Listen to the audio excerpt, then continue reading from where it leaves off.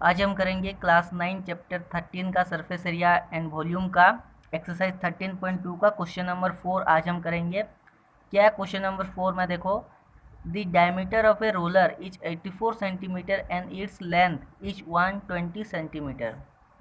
क्या बोला है?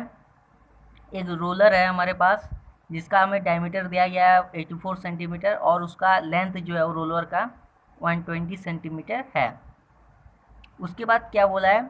It takes 500 complete revolution to moves one over to level a playground. क्या बोला है? एक प्लेग्राउंड को लेवल में लाने के लिए इसने कितने रिवॉल्यूशन किए? 500 रिवॉल्यूशन किए। एक प्लेग्राउंड में इसने 500 रिवॉल्यूशन किए तो प्लेग्राउंड क्या हुआ? कवर हुआ। Find the area of the playground in meter square. हमें क्या निकालना है? वो जो प्लेग्राउंड में उसने रिवॉल्यूशन किया और जो रोलर, उस प्लेग्राउंड का हमें क्या निकालना है? एरिया हमें निकालना है। यहाँ पे क्वेश्चन को ध्यान से समझना है।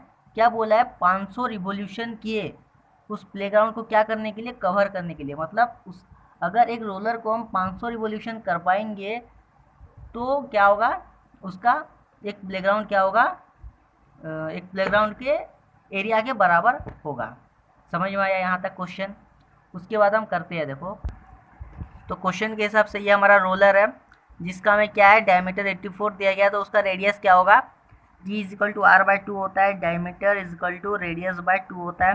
तो डायमीटर हमें दिया गया 84, तो 84/2 हम करेंगे तो कितना होगा? 42। तो रेडियस कितना होगा? 42 सेंटीमीटर होगा। और इसका हमें वो जो रोलर का हाइट कितना दिया गया? 120 सेंटीमीटर दिया गया। तो क्या बोला है? हमें प्लेग्राउंड का क्या निकालना है? एरिया निकालना है। हमें प्लेग्राउंड का एरिया निकालना है। तो हम प्लेग्राउंड का एरिया हम कैसे निकालेंगे? हम एक देखो, हमें रोलर में क्या बोला गया है? इस रोलर को हम 500 रिवॉल्यूशन करवाएंगे तो एक प्लेग्राउंड के बराबर होगा, हमें बोला गया है इसमें। तो हम क्या करना है कि एक प्लेग्राउंड का हमें एरिया निकालने के लिए बोला है। प्लेग्राउंड का हमें लेंथ ब्रेथ हाइट कुछ नहीं दिया गया है, तो हम उस प्लेग्राउंड का एरिया कैसे निकालेंगे? हमें यहाँ से समझना है कि ये अगर रोलर है, इसको अगर हम 500 रिवॉल्यूशन करवाएंगे तो एक प्लेग्राउंड के बराबर होगा।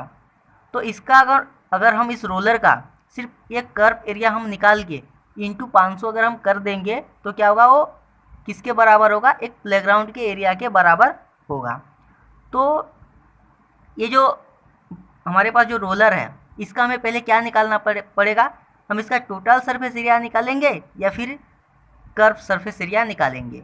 जैसे कि देखो, हम इस रोलर को रोल कर के 500 रिवॉल्यूशन अगर मरवाएंगे तो इसका सिर्फ क्या होगा? ये सिर्फ कर्व पार्ट, कौन सा पार्ट?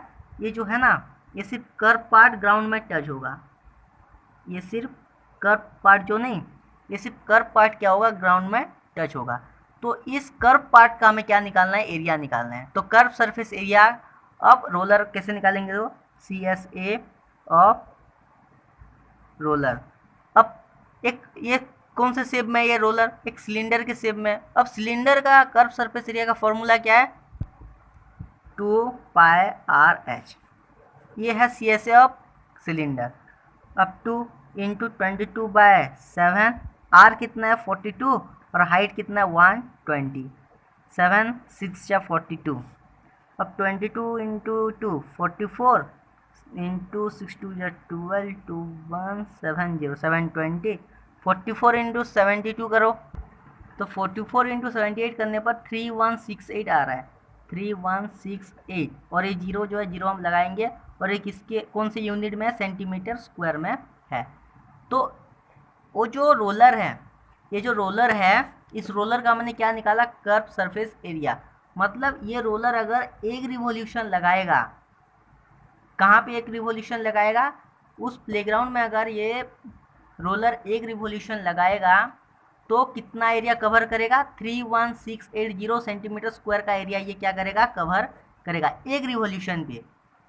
तो इस रोलर को कितने रिवॉल्यूशन लगाने हैं उस प्लेग्राउंड पे? 500 रिवॉल्यूशन लगाने हैं। तो इनटू हम क्या करेंगे? ये एक रिवॉल्यूशन का, इफ द रोलर इज तो आपको ये लिखना है if the roller is take 1 revolution then it's cover 31680 centimeter square of area in the playground. ये प्लेग्राउंड में अगर ये रोलर एक रिवोल्यूशन लगाता है तो 31680 सेंटीमीटर स्क्वायर का एरिया ये क्या करेगा, कवर करवाएगा। अगर ये 500 रिवोल्यूशन लगाता है तो कितना होगा, इफ टेक 500 रिवोल्यूशन, तो हम क्या करेंगे 500 इंटू 31680 cm से हम इंटू कर देंगे। तो इसको इंटू करो, कितना आंसर आ रहा है देखो, उसके बाद हम करेंगे। तो 3168 इंटू 5 करने पर 15840 आ रहा है। कितना आ रहा है, 15840। यहाँ पे 2 ठो जीरो है, यहाँ पे 1 ठो जीरो, 1 2 3 सेंटीमीटर स्क्वायर। तो प्लेग्राउंड का एरिया कितना आएगा, 15840 सेंटीमीटर स्क्वायर। ये किसका एरिया है, ये एरिया ऑफ प्लेग्राउंड है। अब हमें क्वेश्चन में क्या बोला गया है, ये जो एरिया ऑफ प्लेग्राउंड है इसको हमें मीटर स्क्वायर में निकालना है बोल के बोला गया। ये तो सेंटीमीटर में हमने निकाला, इसको मीटर स्क्वायर में निकालना है। तो मीटर स्क्वायर में निकालने के लिए क्या करना पड़ेगा, तो एरिया ऑफ प्लेग्राउंड कितना है, 15840 सेंटीमीटर स्क्वायर हमारा क्या है, एरिया ऑफ प्लेग्राउंड। अभी देखो 1 meter is equal to how many centimeter, 100 centimeter है। 1 मीटर कितने सेंटीमीटर के बराबर होता है, 100 सेंटीमीटर। अब 1 meter square is equal to कितने सेंटीमीटर होना चाहिए, 100 इंटू 100 सेंटीमीटर करेंगे। इंटू 1 मीटर स्क्वायर अगर हम करेंगे तो 100 इंटू 100 1000 सेंटीमीटर होगा। 1 meter square is equal to 1000 centimeter square. अब इतना मीटर स्क्वायर, इतना centimeter square is equal to how many meter, तो क्या करेंगे, इसके साथ हम 1000 को डिवाइड कर देंगे। 1584 1 2 3 4 centimeter is equal to, centimeter square is equal to 140 centimeter square.